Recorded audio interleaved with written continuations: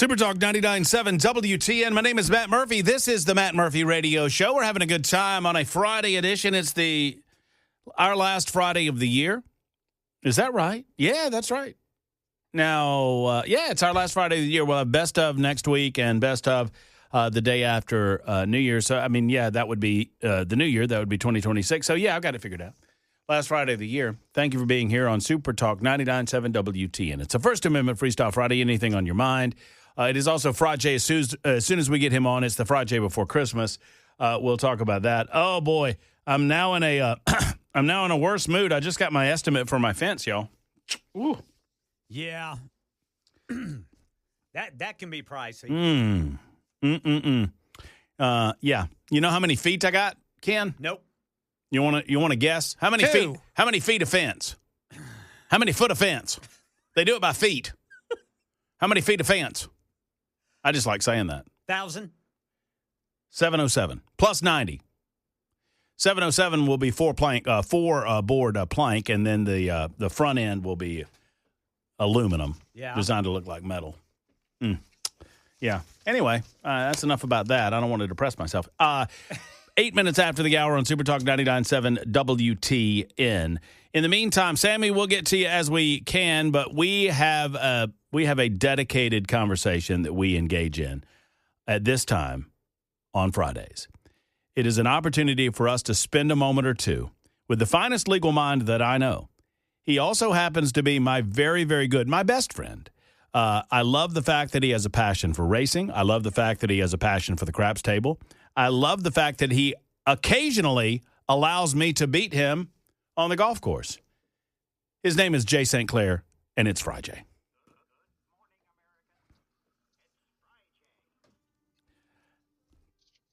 And I know it's a kindness that he does on occasion when he gives me an opportunity to show what I got on the golf course. We love our time together on these Fridays. And I always start it the same way. I always say hello to Jay, and I say, Jay, I got a question for you. Jay, I have a question for you. You ready? Maybe Jay can't hear me. I thought it was a pretty good build-up. I thought it was one of the best intros that I've done in some time. Still is. Thank you very much, Ken. But apparently Jay is unable to hear me talking. Hello and check-in 1 and 2. Hello and check-in 1 and 2. Hello, I can hear him breathing. He's waiting. He's there and he's waiting. Well, we're going to figure it out. We're going to do it. I feel it in my bones. Brother Jackson will do it. No, he's got it. He's got it going on, Ken Weaver. In the spirit of that fellow not wanting us to talk about football anymore, maybe we should talk about football until we get Jay on the line. I mean, how about that? Well, our friend, State Representative Scott Sapicki is not happy today. Why not? Memphis is they're getting boat raced. Uh-oh. Are they playing a bowl game today? Yeah, North Carolina State. How's that going? Well, at halftime it was 31-7, and now with now the third quarter has just started again. It is North Carolina State 31, Memphis 7. That's tough. So best of luck to Brother Scott Sapicki and his fine son. Let me ask you this, Jackson. I hate to produce while we're on the radio, but do you have his number? Okay, you're on the phone with him. Okay, good. We'll pull him down, and we'll do some calls on our end, and we'll get it figured out. There's a few problems going on over there, but it's okay. Problems are not problems; they're challenges, and we'll figure them out on the Matt Murphy Radio Show on Super Talk 99.7 WTN. It's Sammy's turn. Hello, Sammy. How are you? Hey, Matt. How are you today? I'm doing great. Thank you for your call.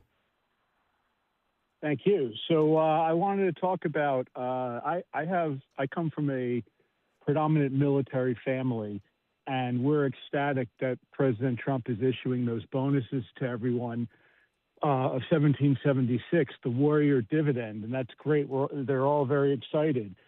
But then one of our cousins told us that don't get too excited because President Trump lied that the money is not from the tariffs and that he just took money from the military housing subsidies and shifted it over to these bonuses. Is that just some Democratic talking point? You know what? The honest answer is, Sammy, I have not looked into where that money is coming from. but I can. I did. It's totally true. Trump's a piece of crap. He's the world's greatest charlatan. Isn't that great of Donnie? Yeah. Are you? Why are you yelling at me? I'm just excited that President Trump is just pulling the wool over everyone's eyes. That's great. What a great Would you? guy. Would you prefer he not give the bonus? Well, he's just stealing their own money. No. He's robbing Peter to pay I understand. Paul. Well, Sammy, I understand you're upset. They print money in Washington, D.C., so no government housing subsidy is going to go unsubsidized in the military. You know that, right? He's robbing Peter to pay. No, Paul. Sammy, just talk to me. I know you're. I know you're upset about your cult leader. No. I'm not upset about anything. I'm just trying to have a reasonable conversation with you. Are you willing to do that? Sure. Okay. So you understand that no housing subsidy is going to go unpaid. Do you? Correct. Okay. Well, maybe. So the alternative. No. They'll make that subsidy whole. I promise you. So the question I'm not so sure about that. Well, So you're suggesting that at some point down the road, that military members will go without their housing subsidy? Apparently so. Yeah. Well, when that happens, call me back and complain about that. But until it happens, you're just speculating, right? Well, why did President Trump lie about it? No. I don't know what he lied about and what he didn't. I just told you that I haven't looked into it.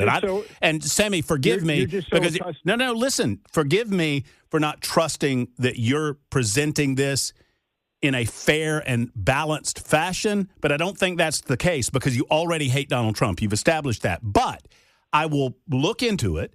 And I will find out exactly where the money's coming from on my own because that's called doing your homework and not trusting some schmuck on the phone, and then I'll get back to you. Is that fair? Where does the tariff money come from? Is that fair? Yeah. Where does the tariff money come from, by the way? Why are we changing the subject? Countries? Why are we changing the subject, Sammy? I'm not, because President Trump said, yes, you are, Sammy. Money. Yes, you are. You said that the money didn't come from tariffs. It's coming from military housing subsidies, right?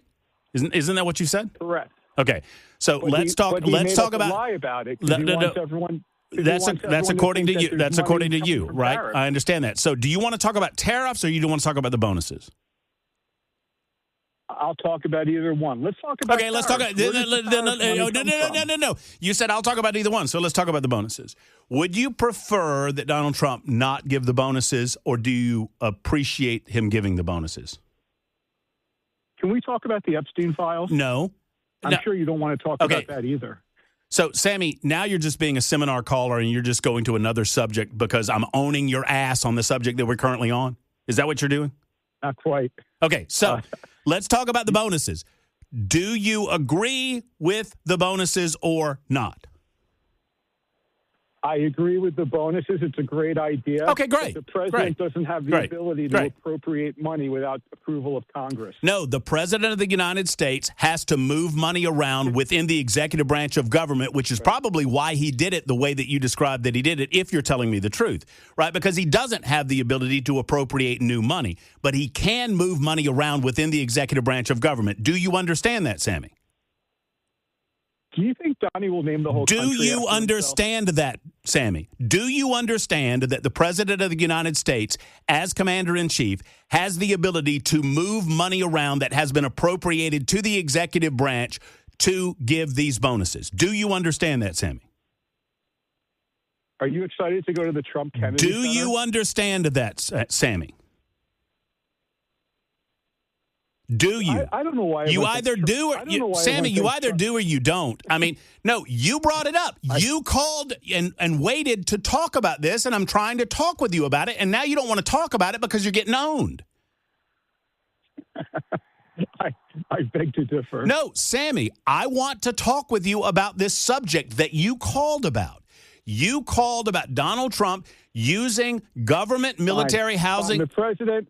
Fine. The president has the ability to do that. Okay, so very good. All right, so and you agreed that it was a good idea. So you agree that Donald Trump had a good idea to give bonuses to our military men and women in service to our country. You agree with that? Why did Kim Jong-Donnie lie about where it came from? I don't know that he did. You said that. I didn't say that. I'll verify that. Trust me, he said it came from tariffs. Trust you? You're a seminar caller that tried to play gotcha, and you had your butt handed to you, and now you're trying to change the subject 3 different times in a 5-minute telephone call. And I'm going to trust you? I bet Sammy's not even your real name. I couldn't see Donnie lying. He would never do such a thing. Sammy, are you a little person? Yeah, I'm a midget. Well, I mean, there you go. You have a sense of humor. I like that. That's good. That's good. But Donnie would never lie. He would never do Nah, Don would never lie to anybody. Presidents don't lie. Hey, when does right? They all lie, so therefore Donnie can lie like he's on steroids. No. Presidents don't lie. Donald Trump exaggerates a lot. I agree with you.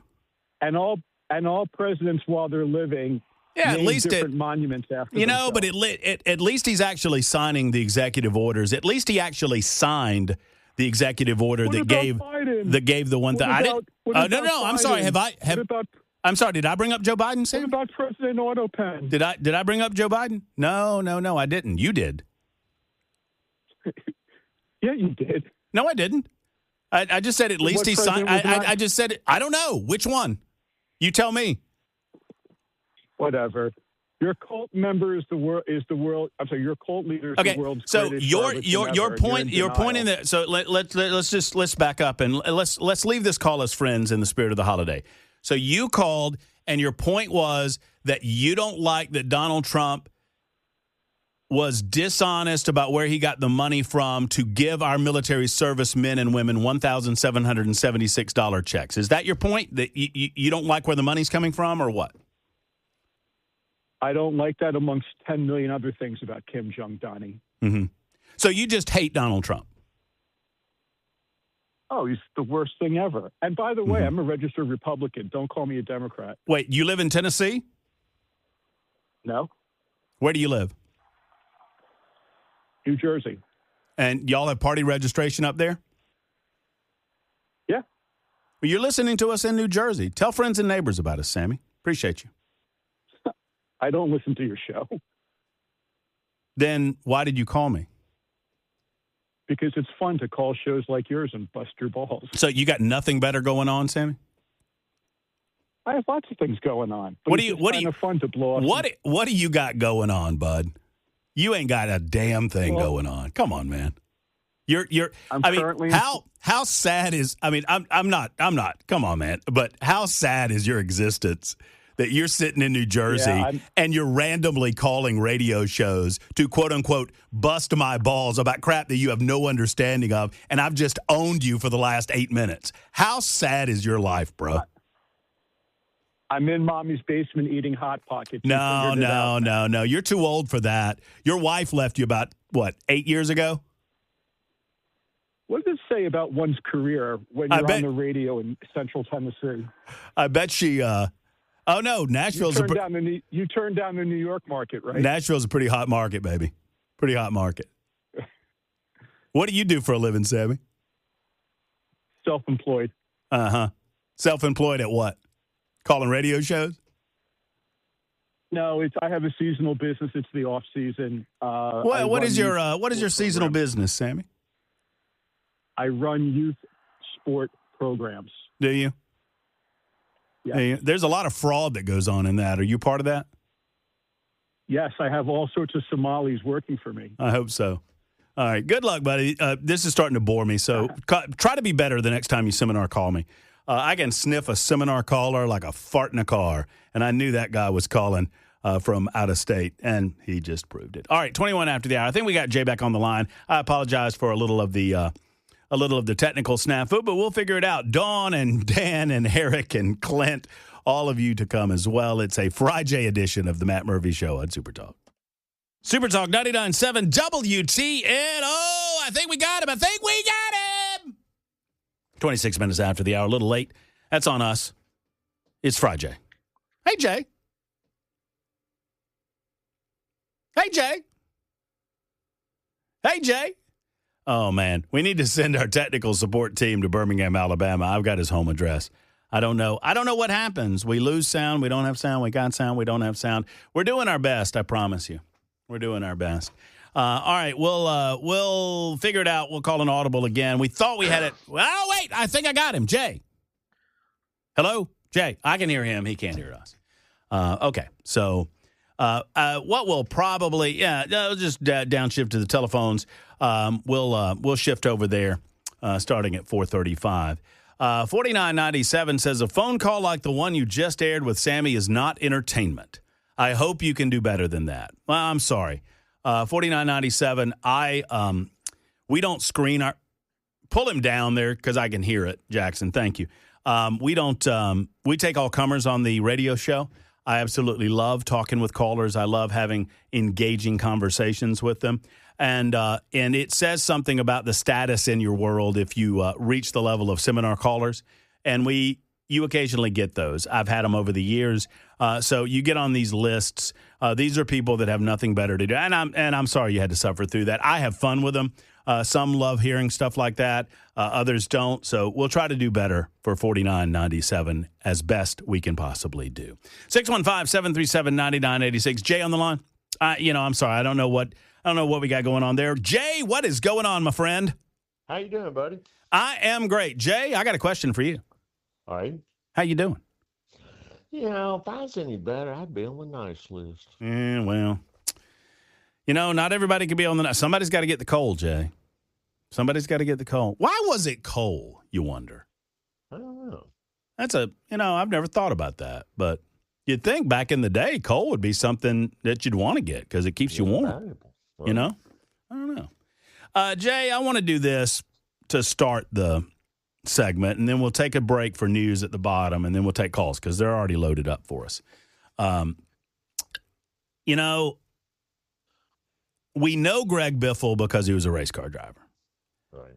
But let me tell you, what Greg Biffle did, and it's been well documented by Marty Smith and others, and we had our own connection to Hurricane Helene, and Steve Antle, our guy over there in North Carolina, called us and talked about some of the personal interactions that he had with Greg Biffle in the aftermath of that tragedy and the good that he did. I mean, listen, when all is said and done, when we meet our Lord and Maker, I don't know that he's going to worry about the number of checkered flags you won, but it can't hurt the amount of love and the amount of support and literally the lives that he saved. And just God bless him and his family. I just wanted to give you an opportunity to speak to it. Well, you said it just as well as it could be said, man. It's, he understood what was important. And that wasn't the first time he'd done something like that in his life. Right. I obviously don't know him, but a lot of people are telling stories about him. And now, he was a tough guy on the racetrack. I mean, tough. I don't know if they're playing all these old videos, but he and Boris Sid got into it big time at Watkins Glen one time. And so he was tough, but he was centered and he knew what was really important. And, it's tragic, but we're not promised anything, man. It's something we all need to remember is every day is a blessing. That's right. We need to get as much out of every day as we can. Amen. That's well spoken there, too. All right, Jay, we'll do a quick timeout for news, and we'll get back with Jay and get all of your questions in here a little bit tardy on Friday. Pardon us for the technical issues. It's 30 after the hour. Super Talk 99.7 WTN. Super Talk 99.7 WTN. It's the Bat Murphy Radio Show. You know what that music means. That means it is Frijay. We got Jay St. Clair on the line, 38 minutes after the hour. Many of you have called in with your Frijay questions, and so I'm going to suspend all the ones that I have and go straight to the callers, Jay. I think that's the way to do it, don't you? Yes, sir. I like it. Let's talk first to Dan. Dan, you're on with Jay St. Clair. Good afternoon, Dan. Good afternoon to you guys. Can you hear me? Yes, sir. Okay, good. Frijay, I really enjoy your segment, and I've been wanting to ask you this question for a while because I'm too cheap to go ask a lawyer. I can get some free advice. Fire away, all right. So I have almost a double lot in my residential subdivision. It's basically a whole lot of land in a side yard. I live at the end of a dead-end road, and I've got like 4 houses on my street. Now, the minimum lot size of my subdivision is 33,000 square feet. And because I have almost a double lot, I really can't do anything with that land. I can't sell it or do anything else. I can just kind of rake up all the leaves and mow it all the time. Right. But anyway, my property butts right up to a major freeway, and I'd love to put up a huge digital billboard, but since I'm zoned residential, they say, oh, you have to get a variance, and I don't think you can probably get a variance. So what do you think are the odds of getting a variance, and what would be the process? Do I need, or should I have a lawyer, or should I just say, no, that's never going to happen? No, having a lawyer would probably help a little bit, Dan. You could try it on your own. The key, really, Dan, is your neighbors. You just go to the local zoning board. Where are you? What county are you in? Davidson County. Yeah, so just figure out. You can get on the internet and figure out where to go. It'll be, I think, I've forgotten exactly what it's called there, but it's like the zoning board. Go ahead. Go ahead. Yeah. So have you dealt with them? Well, I looked it up, and basically it said, well, if you're just wanting a rezoning for a purely financial reason, then it's not going to happen. And I'm like, well, I see people getting, land getting rezoned all the time. I see the little signs. So I'm wondering if... I wouldn't be dissuaded by that. So, I would find out the process. If you have any difficulty doing that, Dan, call me at my office. You can find me on the internet. It's J. St. Clair, STClair, and I can help you walk through it. But the key, because I had a neighbor, actually across the street from me, who wanted to do something in his house, do an addition, that was outside of the code. And so he had to get a variance. And what you got to do is you'll send letters to all your neighbors and saying, here's a hearing, and if you object to this, you don't come show up. So, the first thing you might want to do is just talk to your neighbors and see if they have an objection to it. And because that's what you got to do is you got to get all them on your side. And so be nice to them, give them a turkey or a ham for this Christmas, and and tell them what's going on. But if none of your neighbors object, I think you got a pretty good chance of getting that done. So even though it's obviously a commercial enterprise, a big digital billboard. Yeah, but if it's not skin off their nose, right? If they don't care, you're going to be paying taxes. The government will probably be in favor of it, Dan. So, first thing I do is go talk to your neighbors and see if they have any objection if you get a billboard put up there. If they object, you're not going to get it done. That's where you got to start. There you go. Well, I'm glad I'm nice to them. Well, that's all right. Can I advertise on your new billboard, Dan? You absolutely can. Okay. And it's going to be cheap for you guys. All right. That's what I like hearing, Dan. All right. Good job, man. Thank you. Premature caller ejection. I apologize, Dan.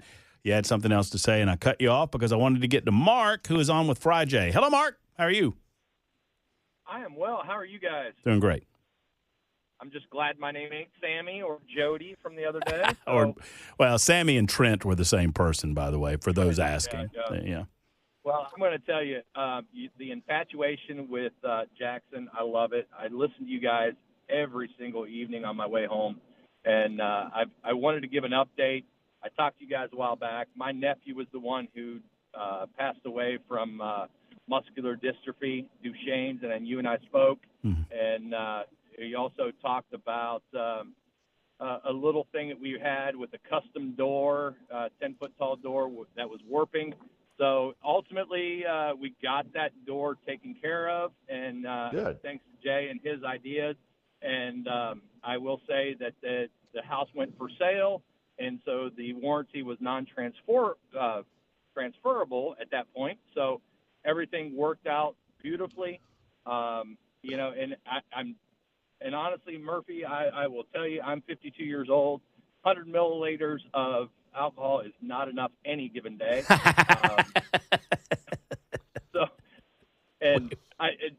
I just can't. I can honestly tell you, I really appreciate your guys' Fridays with Jay. It means like the level of knowledge that Jay has and being able to relate to you guys is impeccable. So I just wanted to say thank you and give you guys an update, and it's all well. Thank you, Mark. Thank you so much. Thank you, Mark. Thank you so much. That's Mark. very, very kind. Mark, I spend Monday through Thursday and most of Friday faking it. Jay comes on here and he's the real deal. I'll say that. He would never say that because he's the real deal, but he is. And people love him, and I love him too. And that's good to hear about that door. I love hearing that. I'm a little uncomfortable with people referring to my relationship with Jackson as infatuation, though. I'll be honest with you. I'm a little uncomfortable with that, but we'll deal with that in our own time. You got anything to say, Jackson? No, you're in love with me. It's okay. No, Jack. No, I think it's kind of cute. Don't come, Jay. That's worse. That's cute. No, I think it's cute that you're infatuated. Eric, would you please ask Jay a question quickly? Thank you. I sure will. Hey, Jay, thanks for taking my call. So I know that I can file a lawsuit about this because I still have all my crayons. But back in October, my family and I visited a pick-your-own apple orchard outside Bowling Green, Kentucky. And my teenage daughter was assaulted and groped by another guest there, an adult man. Wow. I'm so sorry to hear Yeah. that. Now, this place had a lot of guests, but not very much security, as in no security presence. And of all of their security cameras, only 2 were functioning. Right. Now, my argument here is that a security presence may have deterred the person, and functioning security cameras may have aided in law enforcement being able to identify and arrest this individual, which they were not able to do. Right. And every lawyer that I've talked to has only told me this is not a case we can take. They're not telling me if I have a viable case. Right. Well, that's what they're telling you. They won't tell you the truth. They're tough. They're tough case. Eric, is that right? Eric, yes. Yeah. Eric, they're tough cases because when I was clerking for Judge Merritt on the Sixth Circuit Court of Appeals, we had a very similar case to this. Somebody broke into a hotel room and assaulted the guests there, and so they sued the hotel. So I am very familiar with this area of the law. I wrote the opinion about it, and they have a duty of reasonable care. That's what the law is. They have to act reasonably. If they have reason to think that somebody may commit a crime on their property, then they have to take reasonable steps to guard against that. So, for example, if you have an apple orchard in the worst part of town and there's a lot of crime around and it happens a lot, then they know all those facts and they have to take steps to protect their guests. If they really didn't have any reason to believe that something like this would happen, they've been in business 20 years, never had anything like that happen before, then the law is probably going to say that they didn't have to do all that. Now that this has happened the first time, Eric, they probably do. But there's this old adage in the law that every dog gets one bite. You can't get sued for your dog biting somebody if you had no idea he had a propensity to bite. But once that he bites that first person, you're now on notice that you have an aggressive dog and you have to do something about it. So that's why it's going to be really hard for you to get a lawyer to take that case. Now, if you can find out that incidents have happened there before, then your case gets a lot better. You see what I'm saying? If like this and does the volume of does the volume of guests that they normally serve not meet that kind of duty or expectation threshold? Even if they only have 10 people there, they have a guardian to protect them. They have a duty to protect them. The real question is, did they have any reason to think that something like this might happen on their property? And if they never had a problem, what I meant to ask was, would it be reasonable to say that if we have 2,000 visitors every day, that it's reasonable to expect that someone may commit a crime? I wouldn't draw that conclusion. To me, it's not about how many people are coming through there. I mean, Disney World has 100,000 people come through there, and I'm sure they got a lot of security. But I don't think that's the variable that makes the big difference. Frankly, I think the variable that makes the big difference is what part of town is it in, and here's the big fact: have they ever had anything like this happen before? Mm-hmm. And if they had something like this happen before, then they had a duty to keep it from happening again. If they'd never had anything like this happen before, then I think the law and the jury is probably going to say, well, you know what, they didn't know this was going to happen. So, yeah, I can understand why you're having a tough time getting a lawyer to take that case. Okay, that does help me understand it a lot better. Yep. Eric, I hope everything works out for you, man. I mean, it'd be like imagine it's your house and somebody just coming up on front steps and the steps collapse. Mm-hmm. Well, you had no idea there was anything wrong with the steps. Never. You've been coming up and down for 20 years. There was no visible sign of the steps being in bad shape. You had no reason to think that those steps were dangerous. And then, but they failed. Well, you're not responsible for that. Mm-hmm. But if it's in bad condition, you see it and you think, man, I need to fix those stairs, and you don't get around to it, and then somebody walks up and they collapse, then you got a problem. Yeah, no, that makes perfect sense. Is there an area, Jay? I'll ask you this before we have to take a quick time out. I mean, and there's I've learned enough from you to learn that, some lawyers would say, well, they should have known. Like, you could make that argument, right? Particularly if it's a business. You can make any argument. Well, I guess. But that the law is should they? That's the question, man. Should they have known? Right. And their answer is, well, it's never happened before. So right. It's not like you walk into a grocery store and there's water on the floor that could cause somebody to slip. They know that's going to right. Exactly. Right. That makes sense. Jay is with. They don't have an armed guard if somebody gets raped in Kroger. Kroger can say, well, we've never had that happen. Right. Before. Now, we've had people slip on spilled milk, but we didn't know we had to have an armed guard in here. Makes sense. Good luck, Eric, with that. We will put Jay on hold for just a moment, hopefully get to Russell and maybe Clint, if possible, before the final, before the top of the hour. It's 51 after on Super Talk 99.7 WTN. And some of these Epstein files are coming out, and the treasure trove of Epstein files does not look good for President Bill Clinton. I'm not even kidding. More on that coming up in the 5 o'clock hour. Right now, Jay is with us for one final segment.